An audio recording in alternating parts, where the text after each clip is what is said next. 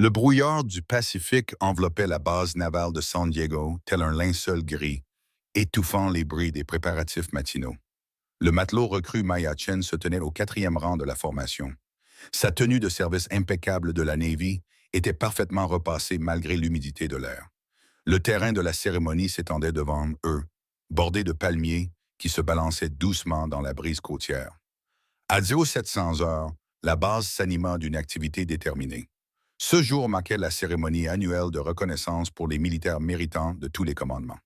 Maya était arrivée 30 minutes en avance, comme à son habitude, se plaçant parmi le personnel subalterne où le protocole exigeait qu'elle soit. Le capitaine de frégate Sarah Mitchell, maître de cérémonie, relisait ses notes une dernière fois. Sa voix porta clairement à travers la formation alors qu'elle commençait l'appel traditionnel des honneurs. Le soleil matinal perça la couche marine, projetant de longues ombres sur les marins rassemblés. Mesdames et messieurs, nous commençons la cérémonie d'aujourd'hui par la reconnaissance du service exemplaire à tous les échelons de solde, annonça le capitaine de frégate Mitchell. Ces mots résonnèrent contre des bâtiments voisins où des membres du personnel curieux s'étaient rassemblés aux fenêtres pour observer le déroulement des événements. Les premières récompenses allèrent aux maîtres et premiers maîtres. Leurs années de service dévouées leur valant des citations et des opportunités d'avancement. Maya observait respectueusement, les mains jointes derrière le dos dans une posture militaire parfaite, même si son esprit vagabondait vers la lettre qu'elle avait reçue 3 jours plus tôt. La correspondance officielle avait été brève et déroutante. Se présenter à la cérémonie. Porter l'uniforme de sortie bleu. Aucune explication, aucun contexte, juste un ordre qui semblait étrangement spécifique pour quelqu'un qui était dans la Navy depuis à peine 8 mois. Maya avait interrogé son officier de division à ce sujet, mais le lieutenant Rodriguez avait semblé aussi perplexe qu'elle. Alors que la cérémonie se poursuivait, Maya remarqua quelque chose qui lui serra l'estomac d'anxiété. L'annonceur appelait les reconnaissances par ordre de grade, en commençant par le personnel le plus subalterne et en remontant. Elle aurait déjà dû être appelée. Son grade E1 la plaçait parmi les marins les plus jeunes présents, mais son nom n'avait pas été annoncé. Le capitaine de frégate Mitchell continua avec les E2, puis les E3. Les paumes de Maya commencèrent à transpirer à l'intérieur de ses gants blancs. Autour d'elle, d'autres jeunes marins étaient appelés à l'avant pour recevoir diverses récompenses et reconnaissances, lettres de félicitations, certificats de mérite, recommandations d'avancement. Toujours rien pour le matelot recru Chen. Le marin qui se tenait à côté d'elle, le matelot breveté Rodriguez, lui jeta un regard confus. Maya l'avait aidé à réviser pour son examen d'avancement le mois dernier, et ils savaient tous les deux que son dossier de service était exemplaire.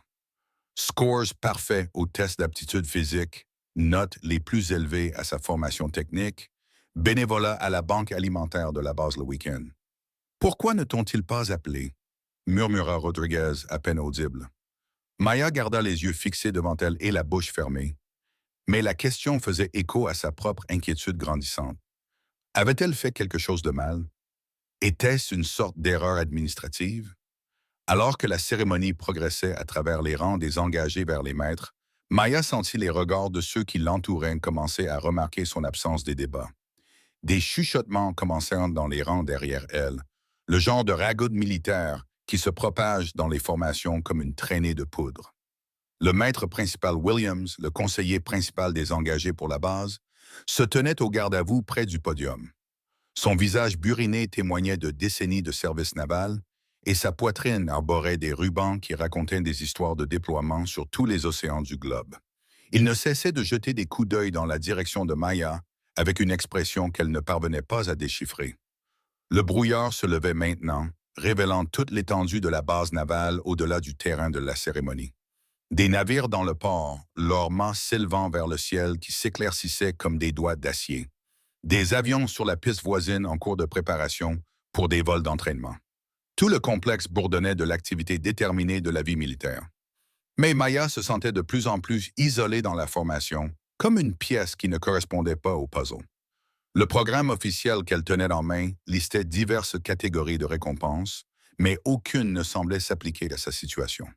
Elle avait vérifié et revérifié son dossier de service la nuit précédente, cherchant tout ce qui pourrait expliquer sa présence ici.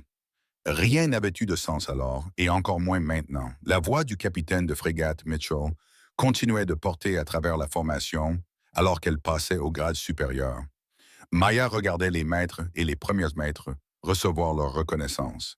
Chaque annonce était accueillie par des applaudissements polis du personnel assemblé. Le soleil du matin avait maintenant complètement dissipé la couche marine et le terrain de la cérémonie était baigné d'une lumière dorée de Californie. Maya sentait la sueur commencer à perler sous son uniforme de sortie bleue, non pas à cause de la chaleur, mais de l'anxiété croissante d'être publiquement oubliée. Le capitaine de corvette Jason Torres, l'officier des affaires publiques de la base, se tenait près de la plateforme de la cérémonie avec son équipe de tournage, documentant les événements pour le bulletin d'information et les réseaux sociaux de la base. Maya le remarqua en train de vérifier ses notes à plusieurs reprises, le front plissé par la concentration. Quelqu'un a vu la liste complète, chuchota Torres à son assistant, assez fort pour que le personnel à proximité l'entende. Il me manque des noms pour les légendes des photos. Les chuchotements dans la formation devenaient plus prononcés maintenant.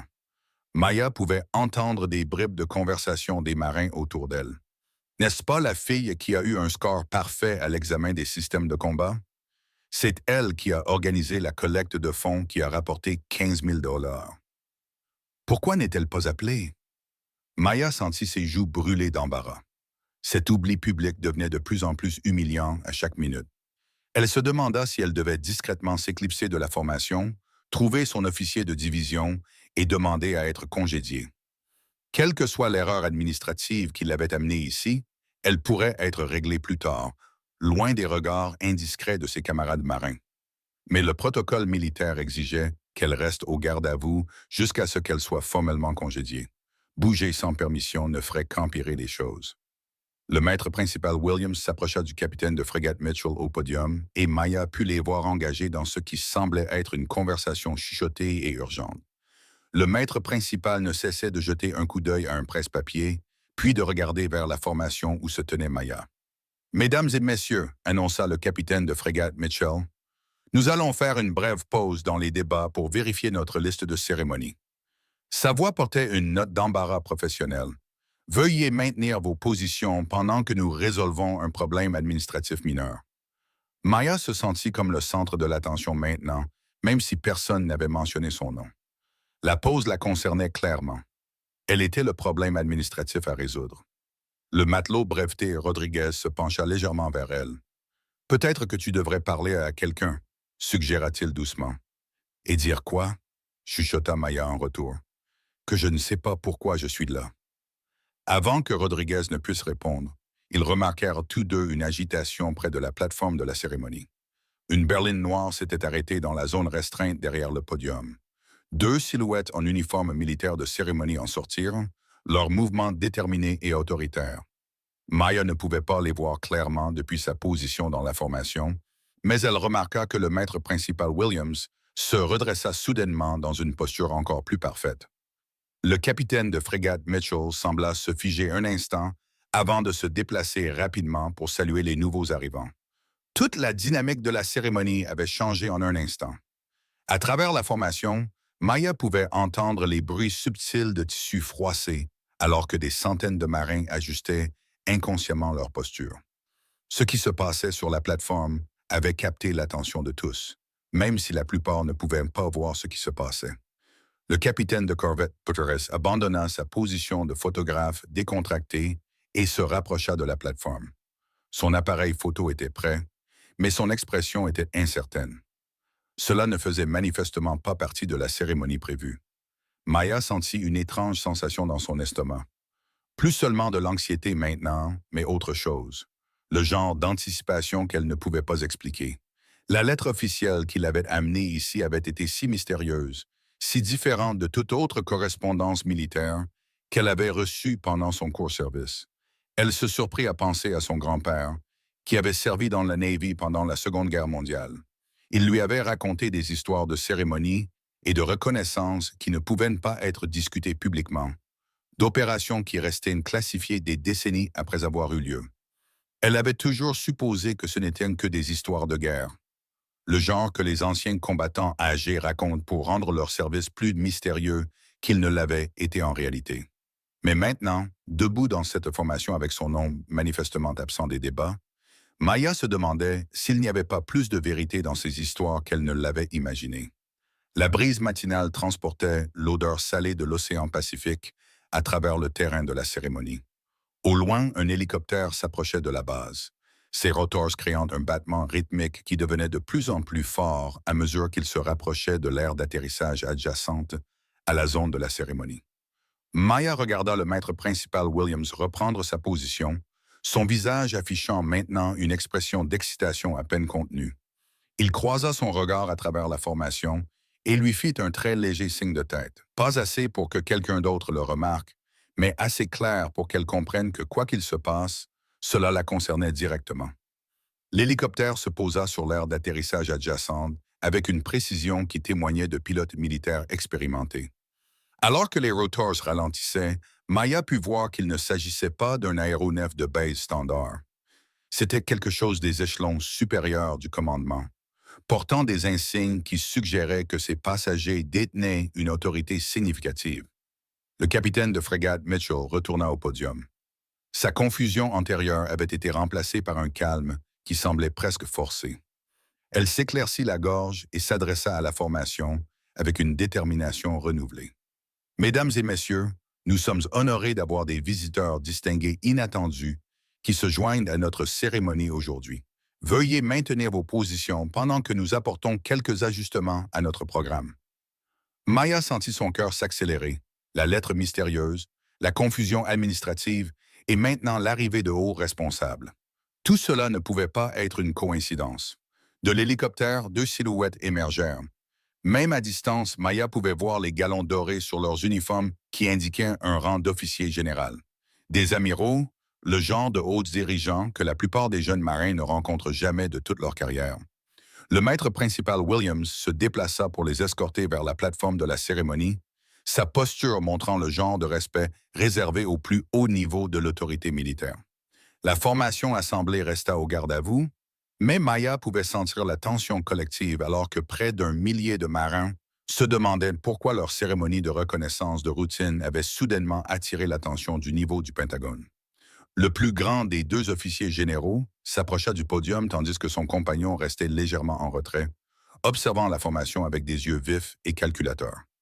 Maya remarqua que ce second amiral semblait regarder directement sa section de la formation, bien qu'elle ne pût être certaine qu'il les repérait spécifiquement parmi les rangées d'uniformes identiques.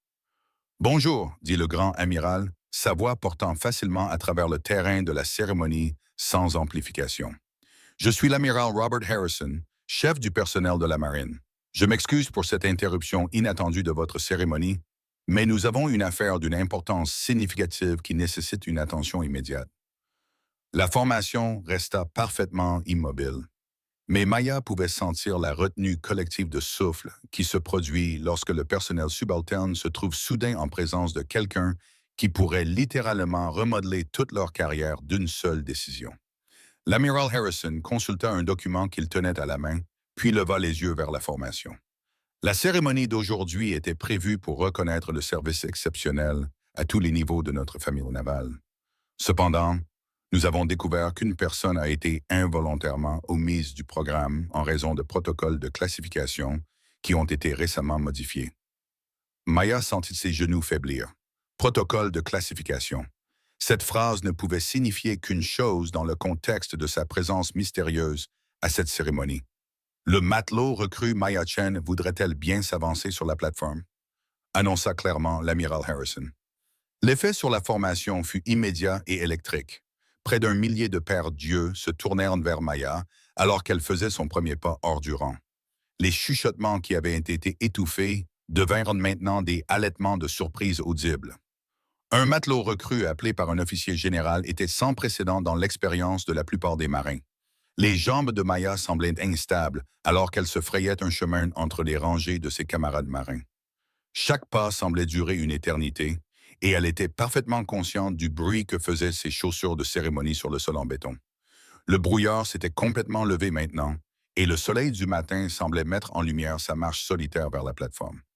En s'approchant, elle pouvait voir l'amiral Harrison plus clairement. C'était un homme d'une cinquantaine d'années, aux cheveux argentés et aux yeux qui dégageaient le genre d'autorité provenant de décennies de responsabilité et de commandement.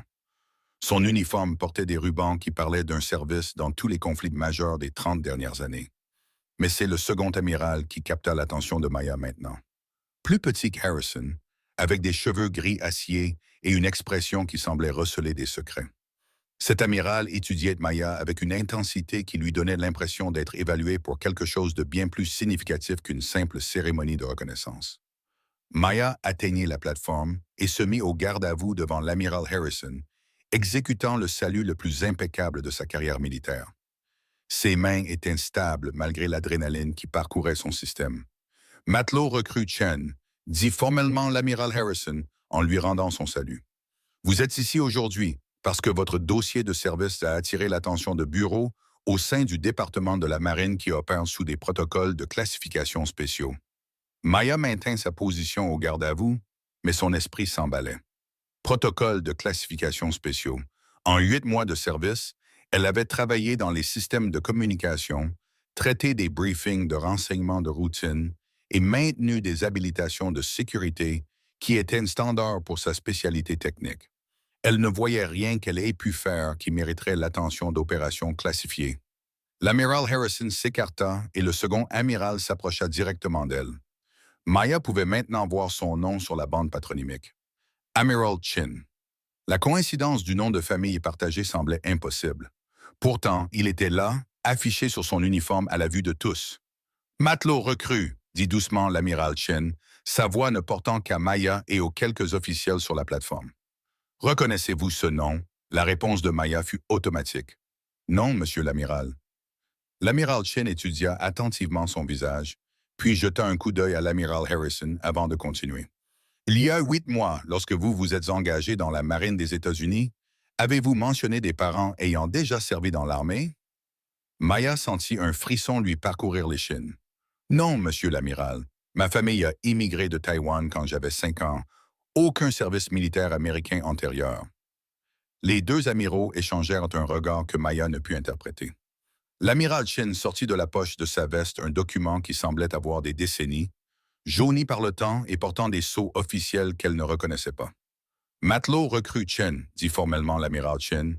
Vous êtes la petite fille du commandant Lu Weiming, qui a servi dans la marine de la République de Chine avant d'immigrer aux États-Unis en 1987. Lors de sa naturalisation, il a légalement changé son nom en David Chen et a classifié son service militaire antérieur selon des protocoles conçus pour protéger les officiers de marine taïwanais qui avaient fourni une assistance en matière de renseignement aux opérations de la flotte du Pacifique des États-Unis. Maya sentit le monde vaciller légèrement. Son grand-père, David, était décédé quand elle avait 12 ans. C'était un homme calme qui travaillait comme traducteur pour les services d'immigration à San Francisco. Elle n'avait jamais entendu parler d'un service militaire, classifié ou autre. Le dossier de service de votre grand-père a été scellé pendant 35 ans, continua l'amiral Chin. Cette période de classification a expiré le mois dernier. Son dossier montre qu'il a fourni des renseignements cruciaux sur les mouvements navals chinois en mer de Chine méridionale dans les années 1980. Des informations qui ont empêché plusieurs confrontations militaires potentielles et sauvé des vies américaines. L'amiral Harrison s'avança de nouveau. Votre enrôlement a déclenché un examen automatisé des dossiers de services militaires familiaux. Lorsque le dossier de votre grand-père a été déclassifié, certains protocoles de reconnaissance ont été activés. Des protocoles qui expliquent pourquoi vous avez été invité à la cérémonie d'aujourd'hui. Maya lotta pour garder son sang-froid. Monsieur l'amiral, je ne comprends pas quel protocole de reconnaissance. L'amiral Chin sourit légèrement. La première rupture dans son attitude sérieuse. Matelot recrue, vous êtes ici pour accepter la Navy Commendation Medal au nom de votre grand-père. Décerné à titre posthume pour son service distingué envers la marine des États-Unis, un service qui n'a pas pu être reconnu jusqu'à présent en raison de la nature sensible de son travail de renseignement. La formation derrière Maya était devenue complètement silencieuse. Même depuis la plateforme, elle pouvait sentir que près d'un millier de marins s'efforçaient d'entendre chaque mot de la conversation qui se déroulait devant eux. L'amiral Chin ouvrit un écrin de présentation qu'il portait, révélant une Navy Commendation Medal nichée dans du velours bleu. La médaille capta la lumière du soleil matinal, son étoile de bronze brillante contre le tissu sombre. Maya la fixa, essayant de concilier ce moment avec tout ce qu'elle avait cru de son histoire familiale. Matelot recrue Chen, annonça l'amiral Harrison, sa voix portant maintenant à travers la formation grâce au système de sonorisation. Votre grand-père, le commandant Lu Wei-ming, est servi avec distinction dans des opérations conjointes entre la Marine de la République de Chine et la flotte du Pacifique des États-Unis. Son travail de renseignement a empêché l'escalade des tensions navales qui auraient pu conduire à un conflit armé en mer de Chine méridionale. Maya accepta les crânes avec des mains qui tremblaient légèrement. À l'intérieur, avec la médaille, se trouvait une citation signée par 3 amiraux différents, datée de seulement 2 semaines plus tôt. Le langage officiel louait le dévouement exceptionnel de son grand-père au devoir, sa capacité professionnelle exceptionnelle et son engagement indéfectible à la cause de la liberté. Mais l'amiral Chen n'avait pas terminé. Il y a autre chose, matelot recrue. Le travail de renseignement de votre grand-père incluait l'identification de plusieurs officiers de marine chinois qui fournissaient des informations au service de renseignement américain. Ces officiers ont été extraits de situations potentiellement dangereuses et amenés aux États-Unis où ils ont continué à assister les opérations de renseignement naval. L'amiral Chen marqua une pause, étudiant attentivement le visage de Maya. Votre grand-père n'était pas seulement une source de renseignement. Il était lui-même un officier de renseignement menant des opérations qui sont restées classifiées jusqu'au mois dernier.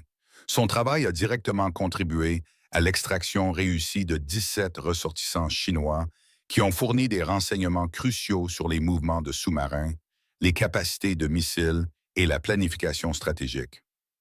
Maya se sentit submergée par la révélation. Son grand-père tranquille, qui lui avait appris à jouer aux échecs et l'aidait avec ses devoirs de mathématiques, avait mené des opérations militaires classifiées tout en travaillant comme traducteur civil à San Francisco. La raison pour laquelle vous êtes ici aujourd'hui, poursuivit l'amiral Harrison, n'est pas seulement pour accepter la reconnaissance du service de votre grand-père. Votre enrôlement et vos évaluations de performance ultérieures ont été examinés par les mêmes bureaux de renseignement qui ont travaillé avec votre grand-père il y a 35 ans. L'amiral Chen s'approcha, baissant à nouveau la voix pour que seul Maya puisse l'entendre. Votre performance dans la formation au système de communication, vos compétences linguistiques, vos enquêtes d'habilitation de sécurité et vos évaluations psychologiques ont toutes été exceptionnelles, identiques, en fait, au profil que votre grand-père affichait lorsqu'il a été recruté pour la première fois pour le travail de renseignement. L'esprit de Maya tourbillonnait. Monsieur l'amiral, êtes-vous en train de suggérer que... Nous ne suggérons rien, matelot recru, l'interrompit doucement l'amiral Harrison. Nous offrons l'héritage de votre grand-père dans le travail de renseignement pourrait se poursuivre à travers vous si vous choisissez d'accepter une formation spécialisée et une affectation à des opérations qui porteraient les mêmes niveaux de classification que son travail. La formation derrière Maya resta complètement silencieuse, mais elle pouvait sentir l'intensité de leur attention. Le maître principal Williams s'était rapproché de la plateforme, son expression montrant une fierté qui semblait presque paternelle. L'amiral Chen plongea de nouveau la main dans sa veste et produisit un autre document. Ceci est une offre pour une promotion immédiate au grade de maître de 3e classe, une affectation à l'Institut de langues de la défense pour une formation intensive en mandarin, suivie d'une affectation au renseignement de la flotte du Pacifique. Le même parcours de carrière que votre grand-père a suivi, mais avec des opportunités qu'il n'a jamais eues en tant que citoyen naturalisé. Maya regarda le document, puis de nouveau les 2 amiraux. « Monsieur l'amiral, qu'en est-il de mon affectation actuelle? De mes camarades? » L'amiral Harrison sourit. « Votre officier de division, le lieutenant Rodriguez, a déjà été informé. Votre départ serait géré par des ordres de transfert de routine. Vos camarades marins sauraient seulement que vous avez reçu une promotion et une formation spécialisée. Les aspects classifiés resteraient protégés. » Maya jeta un coup d'œil vers la formation où elle pouvait voir Rodriguez dans la foule des jeunes officiers. Il lui fit un signe de tête encourageant, suggérant qu'il avait bien été informé d'au moins certains aspects de cette offre. Cependant, ajouta l'amiral Chen, cette décision doit être prise immédiatement. Le cours de formation spécialisé commence dans 10 jours. Si vous refusez, vous retournerez à votre affectation actuelle avec la médaille de reconnaissance pour votre grand-père. Et personne au-delà de cette plateforme ne saura jamais le travail de renseignement qu'il a accompli. Maya baissa les yeux sur l'écrin dans ses mains. À l'intérieur ne se trouvait pas seulement une reconnaissance pour son grand-père, mais un lien avec un héritage familial dont elle n'avait jamais connu l'existence. L'homme tranquille qui avait joué aux échecs avec elle protégeait des militaires américains grâce à un travail de renseignement qui avait probablement sauvé des vies.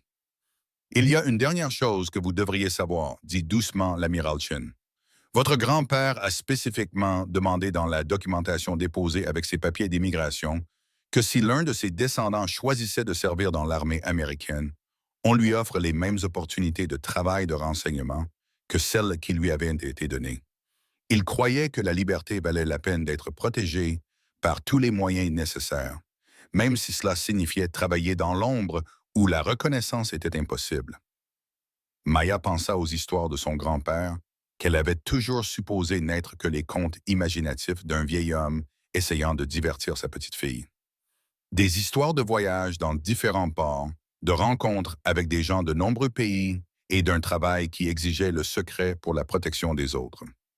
Elle réalisait maintenant que ce n'étaient pas du tout des histoires, mais des récits soigneusement édités d'opérations réelles. Monsieur l'amiral, dit enfin Maya, qu'est-ce que mon grand-père aurait voulu que je fasse? L'amiral Chin sourit maintenant pleinement. Selon le profil psychologique que nous avons de ces entretiens de recrutement, le commandant Lu croyait que chaque génération avait l'obligation de servir de la manière qui protégerait le mieux la génération suivante. Il a choisi le travail de renseignement parce qu'il croyait que prévenir les conflits était plus précieux que de les gagner. Maya regarda la formation où près d'un millier de ses camarades marins attendaient de connaître l'issue de ce moment extraordinaire. Elle pensa à la cérémonie de reconnaissance de routine qui s'était transformée en quelque chose qui allait changer toute la direction de sa carrière militaire. Amiral, dit-elle enfin, j'accepte l'affectation. L'amiral Harrison s'avança et lui tendit la main. Bienvenue au renseignement de la flotte du Pacifique, Maître Chen. Votre grand-père serait fier. Alors que Maya serrait la main des deux amiraux, la formation derrière elle éclata en applaudissements. Le maître principal Williams mit la cérémonie au garde-à-vous et les marins assemblés exécutèrent un salut parfait pour reconnaître sa promotion et l'héritage de son grand-père. Mais le moment le plus significatif survint lorsque l'amiral Chen se pencha près d'elle et murmura quelque chose que seule elle pouvait entendre. Le nom de code opérationnel de votre grand-père était Legacy 9. Votre nom de code lorsque vous aurez terminé votre formation sera Legacy 10. Le travail continue. Maya se tenait au garde-à-vous sur la plateforme, l'écrin dans une main et ses nouveaux ordres d'affectation dans l'autre, comprenant enfin pourquoi elle avait été convoquée à une cérémonie qui avait semblé l'ignorer complètement. Elle n'avait pas du tout été oubliée. Elle avait été choisie pour perpétuer une tradition familiale de service qui transcendait les cérémonies de reconnaissance et les remerciements publics que la plupart des carrières militaires incluent. Alors que la cérémonie se terminait et que la formation commençait à se disperser, Maya réalisa que sa véritable carrière militaire ne faisait que commencer. Les 8 mois qu'elle avait passés en tant que technicienne en communication avaient été une préparation à quelque chose que son grand-père avait mis en mouvement des décennies avant sa naissance. Le soleil du matin montait plus haut au-dessus de la base navale de San Diego, dissipant les dernières strass de brouillard marin et illuminant le début d'un nouveau chapitre dans une histoire qui reliait 2 générations d'officiers de renseignement naval à travers 35 ans de service classifié.